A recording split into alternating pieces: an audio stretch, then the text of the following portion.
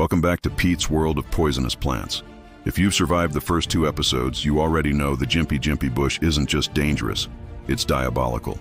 In this final chapter, we're peeling back the layers of this botanical monster. We'll discover how its toxins work, why the agony is so relentless, how humanity has tried and failed to destroy it, and how science is still racing to tame its venom. Every single inch of the Gympie-Gympie is armed with microscopic, glass-like hairs called trichomes. Under a microscope, they look like tiny hypodermic syringes, each one brittle, hollow, and filled with a clear, potent venom. The moment you brush against a leaf, the tips snap off, break the skin, and inject that venom directly into your body. It's not a sting, it's an ambush.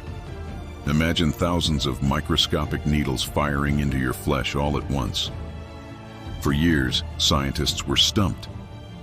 They couldn't explain why the pain lasted so long.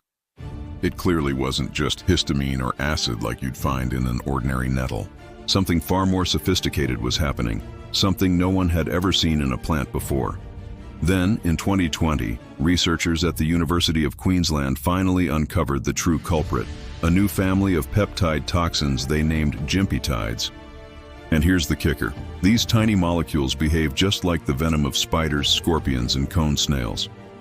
That's right, a plant evolved the same kind of neurotoxins as some of the world's deadliest animals. That's nature for you. One big competition to see who can invent the most painful way to say, "Don't touch me." So how do Gympie-tides work? They attack the body's voltage-gated sodium channels. These are the gateways in your nerves that control how pain signals are sent to your brain. Normally, those channels open and close in milliseconds. But the Gympie toxin doesn't just open them, it locks them open. Your nerves are forced to scream continuously, long after the leaf is gone and long after the initial wound appears to heal. That's why the pain can persist for weeks, months, or even years. Even more sinister, the toxin needs a human protein called TMMM233 to latch onto the nerve. Without that specific protein, the venom is essentially harmless.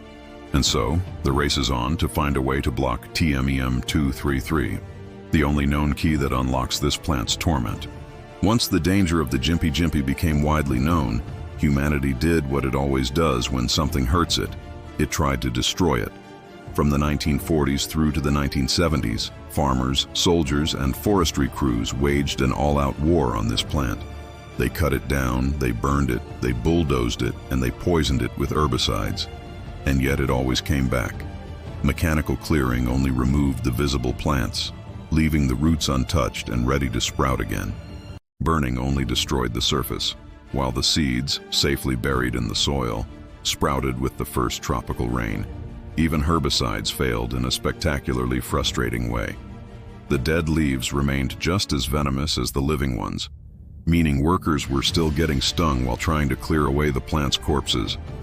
By the 1970s, most eradication attempts were quietly abandoned. The cost was too high, the success rate was too low, and the risk to workers was unbearable. The plant had won. As one old forester famously put it, "You don't kill a Gympie-Gympie, you negotiate with it." But this is where Mother Nature plays her little trick. This plant also has tasty-looking berries, bright red and plump. They even look like raspberries. It looks innocent enough, doesn't it? Those little fruits just begging to be picked. But this is the Gympie-Gympie bush. And Mother Nature's joke comes with a sting that lasts for months. Yes, the fruit is technically edible. Some say it's sweet, even delicious. But getting to it without agony is another story. Every leaf, every stem, and even the fruit itself is coated in thousands of microscopic glass-like hairs, each one a tiny hypodermic needle loaded with neurotoxin. But the indigenous Australians knew the secret. They carefully picked the ripe fruit using thick leaves or sticks, then burned or rolled the surface to remove the stinging hairs before eating it. It took patience, knowledge, and a healthy dose of bravery. Because one wrong move, and that meal became a lesson in pain. So while that juicy berry might look like a snack, one careless touch can unleash a pain so unbearable it's been described as being burned by acid and electrocuted at the same time. It's the ultimate betrayal, a poisonous raspberry from hell. But here's where things get strange. While humans live in fear of this plant, Some animals see it as a salad bar.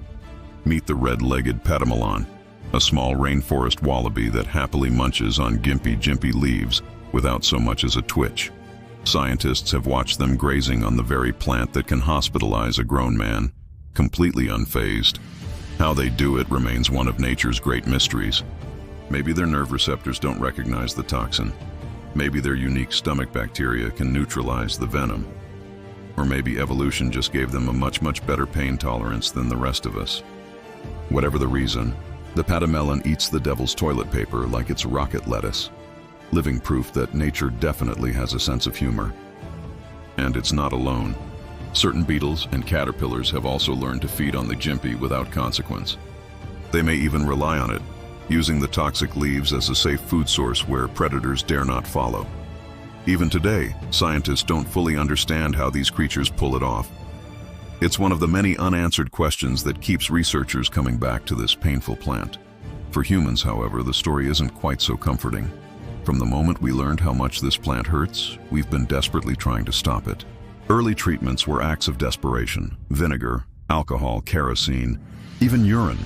None of them worked. Then came the so-called bush remedy, a hydrochloric acid wash. It sounds completely mad, but some claimed it neutralized the sting. Of course, it also burns like, well, acid. So pick your poison. A more practical solution came later, the wax strip method. By coating the affected skin with warm wax, letting it cool, and then ripping it off, you could physically remove the embedded hairs. It's painful, yes, but slightly less painful than living with the alternative. Hot water immersion also helps, as it can denature some of the venom proteins if you do it quickly enough. But here's the grim reality. Once the gympie have bound to your nerves, no painkiller on earth will save you. Not morphine, not codeine, not even powerful nerve blockers. The toxin quite literally jams the pain switch in the on position, and modern medicine can't turn it off. Recently, however, scientists have taken a completely new approach. If we can't fight the pain, maybe we can learn from it. By studying the gympie and their interaction with that TMMNO33 protein, they hope to create revolutionary new pain relief drugs, medicines that block pain signals using the same mechanism, only in reverse. Imagine that. The leaf that makes you scream could one day be the key to stopping other people from screaming altogether. And yet, for all our science, the Gympie-Gympie still seems to laugh at us. Even now, we don't know everything. We know the pain can return months, even years, after the initial sting. We know that dried leaves from a century-old museum specimen can still sting like they were freshly picked. And we know that no one, not even the brightest minds in toxicology, fully understands how the gympie linger so long, or how exactly they manipulate the human nervous system. Every time we think we've solved the puzzle, another question appears. How does it stay potent for decades? Why does a change in humidity make old wounds flare up again? And how do those tiny patamelons shrug off what humans can barely survive? The truth is, the Gympie is still teaching us, painfully, just how much we have left to learn. So here we are, at the end of our story. 3 episodes deep into a plant that looks harmless, sounds a bit silly, and yet has humbled explorers, soldiers, and scientists alike. It has survived eradication, defied explanation, and remains one of the most excruciating life forms on Earth. The Gympie bush doesn't roar, it doesn't bite, and it doesn't chase. It just waits, patient, green, and loaded. Perhaps that's why it fascinates us so much. It's a powerful reminder that nature's deadliest weapons are often the quietest ones, and that sometimes the prettiest leaf can hide the cruelest lesson.